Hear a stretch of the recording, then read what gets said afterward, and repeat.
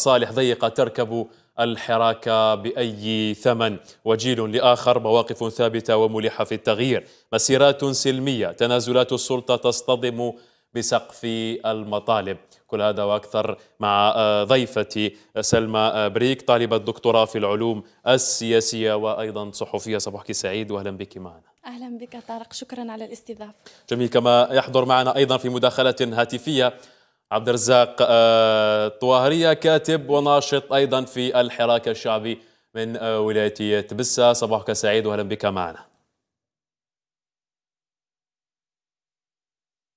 إذن عبد الرزاق طواهري، أنت معي؟ أخي طارق. عبد الرزاق طواهري الكاتب والناشط في الحراك الشعبي من ولاية تبسة. صباحك سعيد وأهلا بك معنا في قناة النهار. صباح الخير أخي طارق، أنا في الاستماع. جميل. ابقى معي فقط عبد الرزاق. أبدأ بضيفتي في الاستوديو سلمى بريكة، طالبة دكتوراه في العلوم السياسية وأيضا الصحفية ما شاء الله. اليوم الحراك الشعبي يعول على الطبقة المثقفة، يعول على الشباب ويعول عليكم أيضا بالدرجة الأولى. هو الحراك الشعبي بصالح العبارة قالها في عديد الجمعات: نحن لا نريد نفس الوجوه. أنت ربما كطالبة جامعية اليوم، كناشطة أيضا في المجال السياسي، كناشطة في الحراك الشعبي، كيف ترين ما آلت إليه الجمعات الخمس؟ بسم الله. أولا ليس ما رأيته أنا في الجمعات الخمس، ما رآه جميع الجزائريين من خلال 5 جمعات كاملة أوضحت الوعي الكبير الذي يحظى به الشعب الجزائري، الذي لم يكن يوما غبيا ولا غير متحضر، لأن خاصية الحراك خاصية التحضر موجودة، لكنها تم حجبها بطرق أخرى لتوصيل رسالة إلى العالم بأننا شعب يخاف، ممكن من أجل العديد من المراحل الخطيرة التي مرت صحيح. بها الجزائر.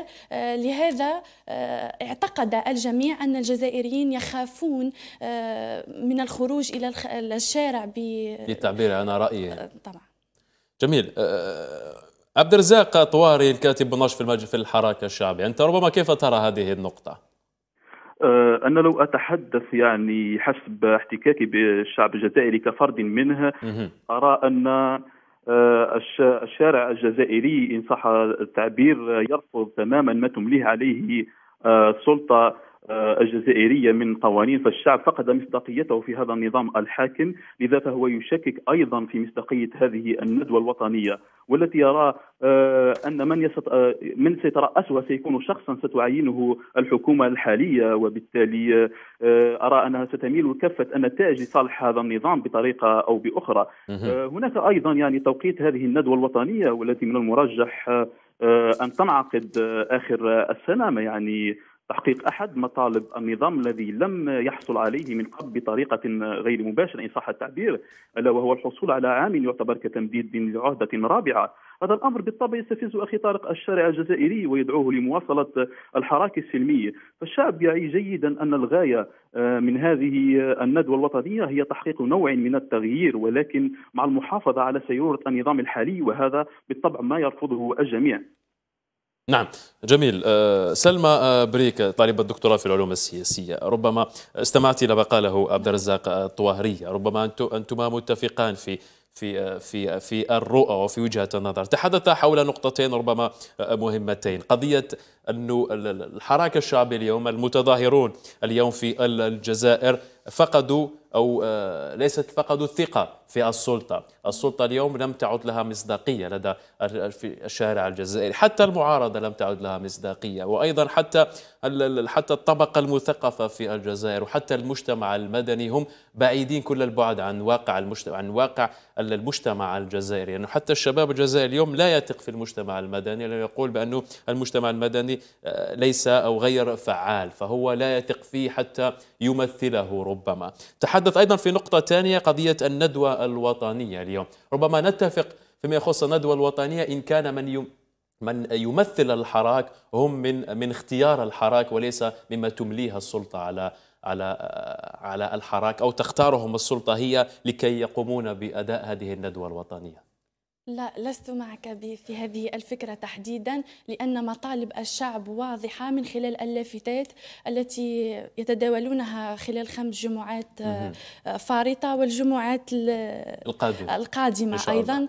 يقول مطالبه واضحة صريحة، ليست بحاجة إلى تمثيل، لأنه لو تم تعيين ممثلي حراك في كل ولاية سيتم شيطنتهم، سيتم تخوينهم، وسيتم شرائهم أيضا مثل ما فعلوا في السابق. ونعطيك مثال عن هذا.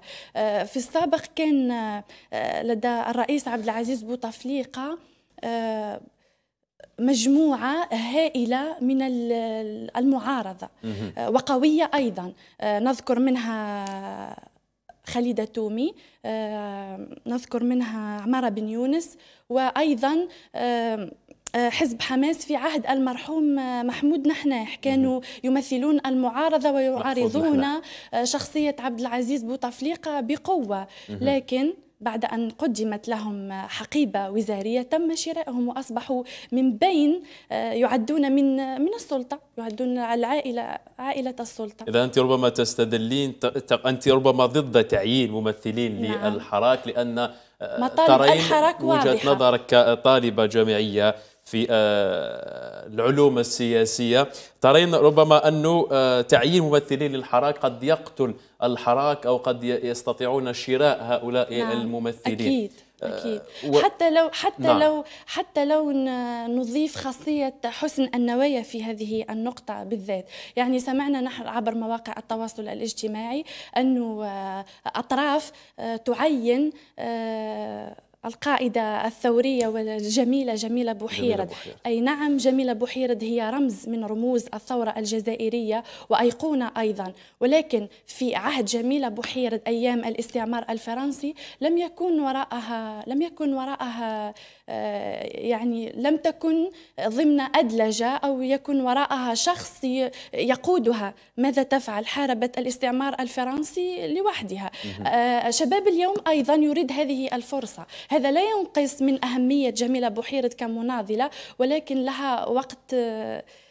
يعني أنت ترين ربما أن نفتح المجال للشباب الآن حتى يصنعون مستقبلهم بأنفسهم. صحيح، هناك من صنع تاريخ الجزائر، لهم الشكر ولهم والامتنان ونحطهم فوق رسالنا، لكن دعونا نصنع مستقبلنا بأنفسنا. هكذا هي وجهة نظرك ربما. طبعا تاريخ جميلة بوحيرد تمثل تاريخ مشرف للجزائر، لا يمكن لأي أحد نكرانه، لكن أن تكون من ضمن قادة الحراك فنحن نرفضها ونرفض أي أحد آخر مع احترامنا للجميع. جميل. عبد الرزاق الطواهري الكاتب والناشط في الحراك الشعبي.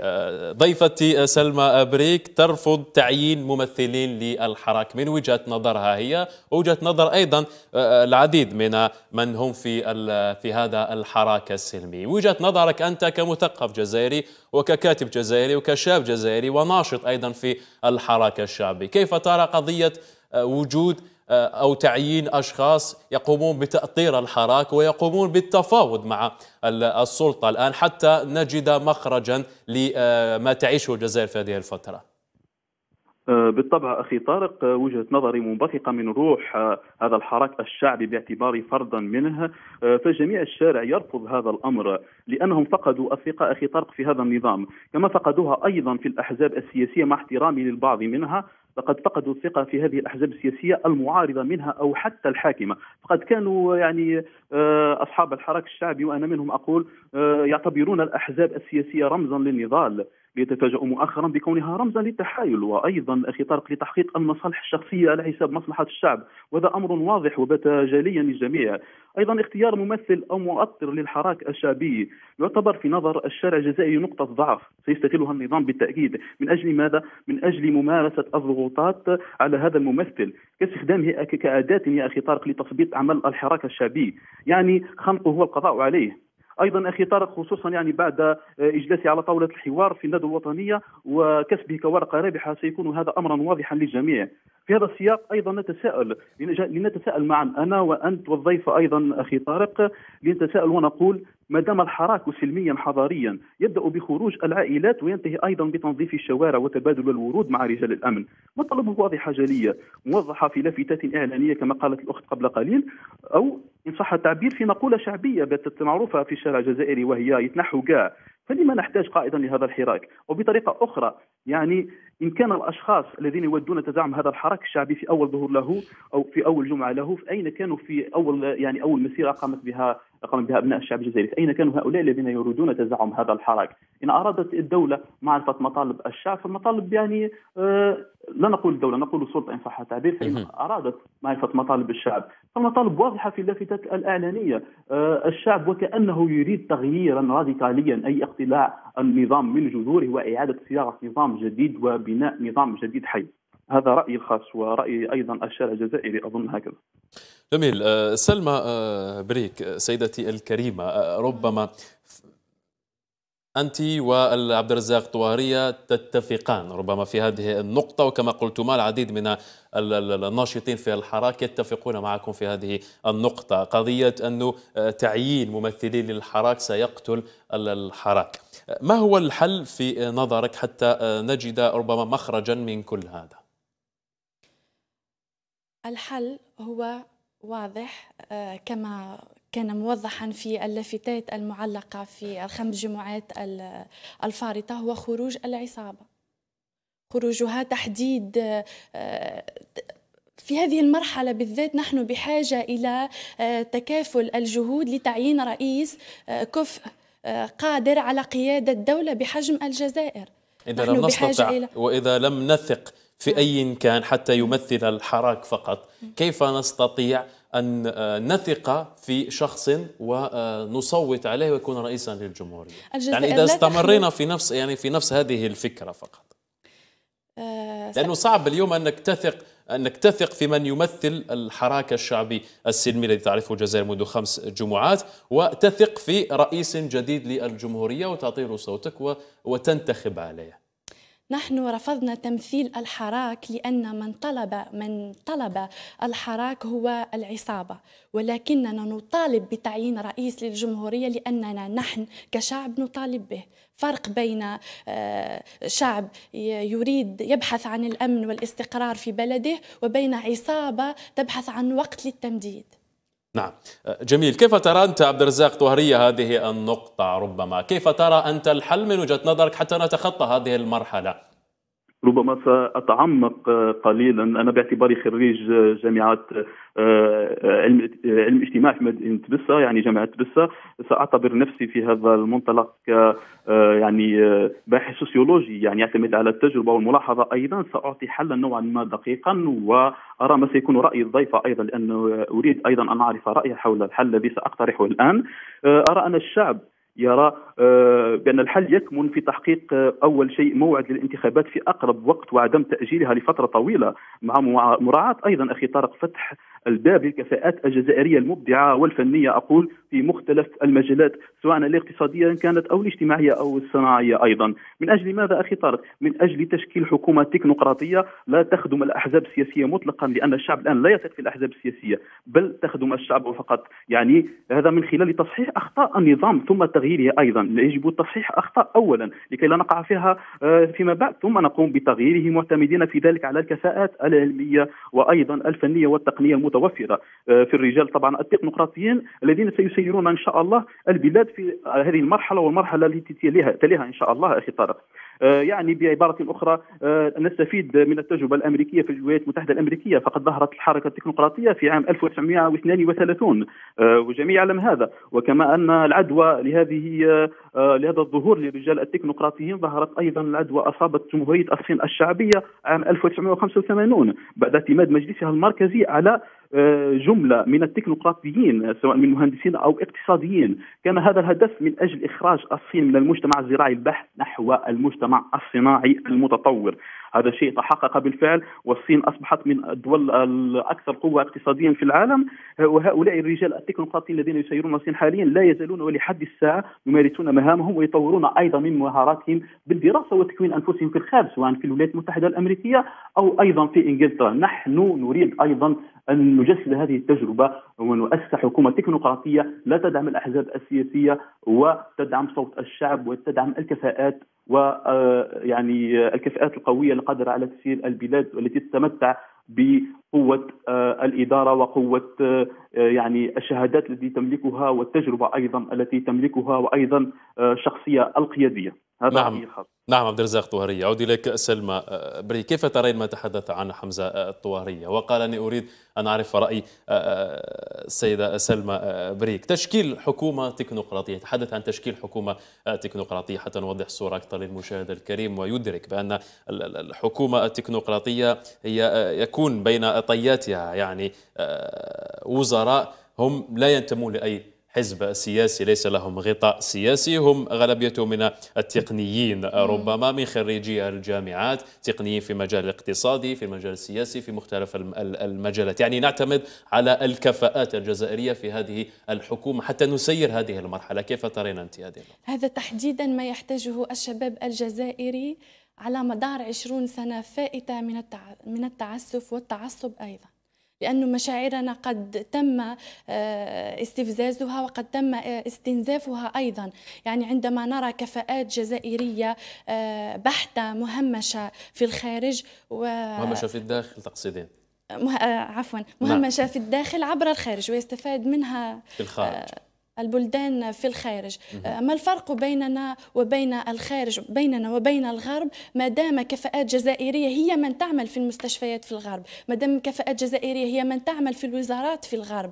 الفرق بيننا وبينهم هو أن الدول في الخارج تحترم الكفاءات تعطيها قيمتها، فوالا. لكن في الداخل تم تعيين عصابة ليس من صالحها أن توظف شاب محنك أو مخضرم أو لديه جديد سيضيفه لتطوير هذا البلد. ربما إذا تحدثنا من نقطة أخرى، حراك شعبي بدون قيادة لحد الآن منذ الجمعة الأولى، جمعة 22 من شهر فيفري. مصالح ربما ضيقة ستركب الحراك بأي ثمن، وبالتالي هذه وجهة نظر أخرى ربما، لأنه أنتم قلتم بأن مصالح الحراك الشعبي الآن أن يكون بدون قيادة ويبقى شعبي كما هو. هناك وجهة نظر أخرى تقول بأنه إذا استمر الحراك الشعبي بدون قيادة بنفس الوتيرة فستكون هناك أناس لهم مصالح ضيقة سيقومون بركب موجة هذا الحراك بأي ثمن والكلام باسمه. من قال أن ألا تعتقدون ربما أنه سيشكل خطر على الحراك؟ من قال أن الحراك في الجزائر غير مؤطر؟ بالعكس، هو مؤطر بطريقة رائعة. يتم قبل كل جمعة التفاف والتقاء الشباب من كل ولاية. يعني لا، لن نقول بأن هذا الحراك ليس مؤطر أو يأتي من يؤطره، لا، أنا أتحدث على من يقوم بقيادة هذا الحراك، لأنه نحن نتحدث في هذه الفترة عن تشكيل حكومة مؤقتة لتسيير الجزائر في هذه الفترة، والحراك الشعبي عليه أن يعين هو الحكومة ويكون له دور في تعيين هذه الحكومة حتى تكون فيه ثقة في هذه الحكومة، حتى وإن كانت حكومة تكنوقراطية مثل ما تحدث عبد الرزاق طوهرية. لأنه اليوم إذا ما كانش فيه قادة لهذا الحراك فراح يكون فيه ركب للموجة من طرف أناس عندهم مصالح ضيقة فسيفاوضون هم السلطة باسم الحراك الشعبي. نحن نتحدث عن وجهة نظر أخرى قد تطرح في أرض الواقع وتكون واقعا في المستقبل. بالنسبة لركاب المواجات ليس من الناحية السياسية فقط، قد تم ركب موجة الحراك والثورة من قبل أناس يصطلع عليهم أسوأ من النفاق نكران الجميل. يعني هذه الناس كانت في السابق مع حكومة بوتفليقة ومع منظومة بوتفليقة لأننا لغاية هذه اللحظة بدون نظام. يعني بعدما نجح شعور هذه الجماعة بنجاح هذا الحراك ركبت الموجة وأصبحت توجه الاتهامات لشخص الرئيس بوتفليقة، بالرغم من أن الشعب يحترم خاصية أن الرئيس بوتفليقة مريض وهناك أطراف أخرى تسير هذا الوطن ويلعبون على هذه النقطة تحديدا. يعني كما شاهدتم في الجمعات ما كانش ولا لافتة طالبت الرئيس بوتفليقة يعني بمصطلح سب أو مصطلح عنف. بالعكس كانوا يخرجوا يقولوا يا الرئيس الله يشافيك ما عادش قادر، جيبوا لنا ناس قادرة، يطالبوا فقط بخروج هذه العصابة. تعيين يعني مجموعة أو حكومة تكنوقراطية في هذا الوقت يعد من صالح المجموعة أو الجماعة التي تنادي بالتمديد. يعني نحن نحاوس على مطلب واضح هو خروج هذه العصابة كلها يعني بمجلس الأمة، بمجلس الشيوخ، بالبرلمانيين الذين يتقاضون أجر 30 مليون فقط برفع اليد. وهذه حقيقة يعني لا يمكن أن ننكرها. نريد خروج كل هذه الوجوه التي تستفز الشعب على الشاشات، ونريد تعيين يعني كفاءات جديدة بعد الانتخابات. يعني الحل الذي نراه أنسب في هذه المرحلة تحديدا هو تعيين الإجراء الانتخابات في أقرب وقت، لأن هذا الوقت الضائع الفائت هو من صالح العصابة الخاطفة للرئيس. جميل. إذن عبد الرزاق الطواهرية، كيف ترى أنت ما نتحدث هنا أنا وضيفتي السيدة سلمى بريك فيما يخص قضية حراك شعبي بدون قيادة، مصالح ضيقة تركب الحراك بأي ثمن؟ ربما حتى نوضح أكثر الصورة وأوضح لك أيضا أكثر الصورة، لأن مطالعة عميقة ودقيقة، وكنا تحدثت معك في مكالمة هاتفية سابقة فيما يخص هذه النقطة، مطالعة عميقة ودقيقة لكتاب الأمير فقط للكاتب الإيطالي ميكافيلي، ربما هو صورة طبق الأصل لتجسيد الواقع الذي شئنا أم أبينا أصبحت تتضح معالمه في هذه الفترة، وخاصة بعد الجمعة الأخيرة. لو تشاطرني الرأي ربما فأصحاب الأهداف الانتهازية والنفعية يؤكدون على سيرهم وفق مبدأ النفعية، فهم يخططون بشكل أو بآخر لينتهزون الفرصة، والغاية تبرر الوسيلة وأنت أدرى. لا نعم أخي طارق، لقد بدأنا نرى ملامح كتاب الأمير تنطبق تدريجيا في هذه الحالة السياسية التي تعيشها الجزائر، وهو أمر يعني يدعو لإعادة النظر. لقد رأينا أيضا من قبل عدة محاولات لركوب موجة الحراك الشعبية السلمية الذي يلزمه نفس عميق أخي طارق حتى يتدارك هذه المحاولات لتشويه صورة الحراك الشعبي السلمي. هذا التكالب أيضا من أجل تزعم الحراك الشعبي من عدة جهات معروفة، والذي نشأ أقول عن الحراك الشعبي الذي نشأ عفويا بعد ضغوطات كبيرة عناها الشعب الجزائري مع هذا النظام الفاسد، سيشكل فوضى وانقسامات في الحراك إذا ما تم تعيين شخص ما يترأس الحراك. لماذا أخي طارق؟ لأن جميع الأطراف الأخرى سترفض هذا الممثل للحراك على اعتبار أن ممثليهم أفضل. يصبح تنافس هنا، يصبح تنافس من أجل السيطرة على هذا الحراك الشعبي وتزعمه، وهكذا ستسود الفوضى تدريجيا. أنا أقول لهم عبر هذا المنبر: أين كنتم عندما بدأ الحراك أول مرة دون قيادة بعفوية سلمية؟ أين كنتم في هذا الوقت؟ هذا هو يعني سؤالي وإجابتي أيضا.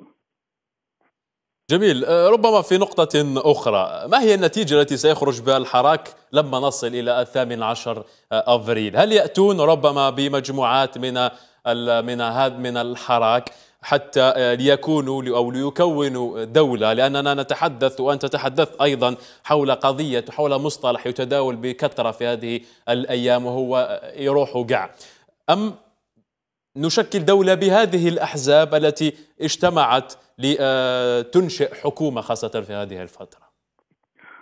الشعب بالطبع يرفض أي تدخل حزبي في هذا الأمر، أو حتى نفرض إن تمت الانتخابات الرئاسية وتم تحديد موعدها، فإن كان هناك أي ممثل عن حزب معين لهذه الانتخابات سيرفضه الشعب ولا يريد أن يصوت عنه. الشعب يريد ممثل حر، يريد شخص جديد، واجهة جديدة، يريد أيضا حكومة جديدة، واجهة جديدة. ولعل التغييرات الأخيرة التي طرأت بعد جمعة الرحيل التي طرأت تحويلات الحكومة من حيث تم تعيين السيد بدوي في منصب معين، وتم تعيين أيضا ما اسمه نسيت اسمه، ربما العمامرة أو هكذا اسمه، في منصب نائبه. هذا الأمر يعني استفز الشعب الجزائري. لماذا؟ لأن الشعب الجزائري يريد وجوها جديدة.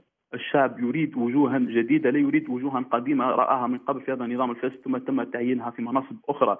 الشعب بطبيعة الحال يريد أن يرى أشكال جديدة للمنظومة حتى يقتنع بالجلوس على طاولة الحوار. ولكن بما أن المجلس أو الندوة الوطنية هذه يترأسها أو سيتم قيادتها من طرف شخص من أشخاص هذا النظام الفاسد، وأيضا سيتم الالتفاف حولها من طرف هؤلاء النخبة من النظام الفاسد، فالشعب يرفض الجلوس على طاولة الحوار لأنه يعلم جيدا أنه في حال الجلوس هناك سيتم وضعه في موقف ضعف وليس موقف قوة، لأن المبادرة جاءت من النظام ولم تأتي من الشعب. نعم، جميل. سلمى بريك، كيف ترين أنت إلى هذه النقطة وما تحدث أيضا فيه عبد الرزاق طوهرية؟ ما هي النتيجة ربما التي سيخرج بها الحراك خاصة لما نصل إلى 18 أفريل؟ هل يأتون ربما بمجموعات من الحراك الشعبي لكي يكونوا حكومة، يعني نختارها من الحراك الشعبي، أم نضع ثقتنا في الأحزاب السياسية الموجودة في الجزائر في هذه الفترة حتى ننشئ دولة ونكون حكومة؟ بالنسبة لي الوثوق في الأحزاب السياسية هذا من سابع المستحيلات. أما بالنسبة لتعيين ممثل من الحراك ممكن يعني أن يتم تعيينه، لكن بعد مرحلة الانتخابات يعني. أظن أن هذه النقطة التي تحدثنا عنها هي ما يريد الوصول إليها ما أسميهم بالجماعة، يعني الخاطفة للرئيس والخاطفة للمؤسسات السياسية للدولة واستعمالها في خارج إطارها الدستوري. أهم مرحلة يريد الوصول إليها هذا الشعب هو تحقيق مطالبه الموجودة في اللافتات، قطع كل وقت إضافي يريد أن يحصل عليه هؤلاء العصابة، والتسريع في إجراء الانتخابات، ومن بعد هذا تشكيل النخبة أو لا أعلم ربما. جميل. عبد الرزاق طوهرية الكاتب والناشط في الحراك الشعبي، ماذا يمكن أن تقول في الأخير في عجالة فقط لو سمحت؟ أنا أدعو الشعب الجزائري أن يستمر في الحراك السلمي بسلمية بعفوية، أن يكون له ذلك النفس العميق، أن يتجاوز تلك المحاولات في تمثيل الحراك الشعبي، باعتبار أن هناك يعني اختلاف في من يودون تزعم هذا الحراك الشعبي. فمنهم من يود نقل مطالب الشعب وفي نفس الوقت يود الحضور في الندوة الوطنية، ومنهم من يود تحقيق مطالب الشعب في نفس الوقت يرفض الجلوس في الندوة الوطنية. لهذا فهناك اختلاف فيما بينهم هؤلاء الأشخاص الذين يودون تزعم هذا الحراك الشعبي. أنا أقول لهم اتفقوا أولا ثم فكروا في فكرة تزعم هذا الحراك الشعبي الذي نشأ عفويا. وأقول تحية كبيرة للشعب الجزائري، أحسنتم، فخر للجزائر، أحسنتم، يعني أظهرتم صورة رائعة للشعب الجزائري في الخارج أو في الداخل. وإن شاء الله يعود الاستقرار للجزائر، ونأمل ونعيش نحن وأبناؤنا في جزائر سلمية إن شاء الله ديمقراطية إن شاء الله. شكرا جزيلا لك عبد الرزاق طوهرية الكاتب وناشط في الحراك الشعبي السلمي من ولاية تبسة. شكرا جزيلا لك على هذه المداخلة. سلمى بريك، طالبة الدكتوراه في العلوم السياسية، ماذا يمكن أن تضيفي في الأخير؟ إضافتي في الأخير هي ستكون عبارة عن توصية للشعب الجزائري الذي أنتمي إليه، وتوصية أيضا لمن سيقود الجزائر من خلال مراحل لاحقة. حان الوقت للانتفاع من أفكار مالك بن نبي، هذا المنبوذ في قومه الذي انتفع منه يعني بلدان في الغرب. مالك بن نبي قد تحدث عن مرحلة الركود التي عاناها الشعب الجزائري خلال مراحل سابقة، وتحدث أيضا في العديد من مؤلفاته عن مرحلة الثورة وبناء الحضارة واستعمال عامل الثقافة والتحضر. فهو هذا الأخير قد قال أن الاستعمار، القابلية للاستعمار هي نتيجة حتمية للاستعمار وليست سبب، وهذا ما نعيشه نحن الجزائريون اليوم. نحن قد تم غصبا عنا، يعني تم تقبلنا لهذه العصابة بشكل يعني لكن الآن الحراك الشعبي الأخير أبرز فكرة أن الجزائر ليست له هذه القابلية، والحمد لله. الحمد لله. شكرا جزيلا. لم تكن لديه أبدا هذه القابلية، لكن تم تفعيلها فينا يعني. جميل. شكرا جزيلا لك سلمى بريك، طالبة الدكتوراه في العلوم السياسية وأيضا صحفية، لوجودك معنا اليوم، وأنت أيضا من ولاية تبسة. نعم. شكرا جزيلا لك لحضورك اليوم. فاصل ثم نعود.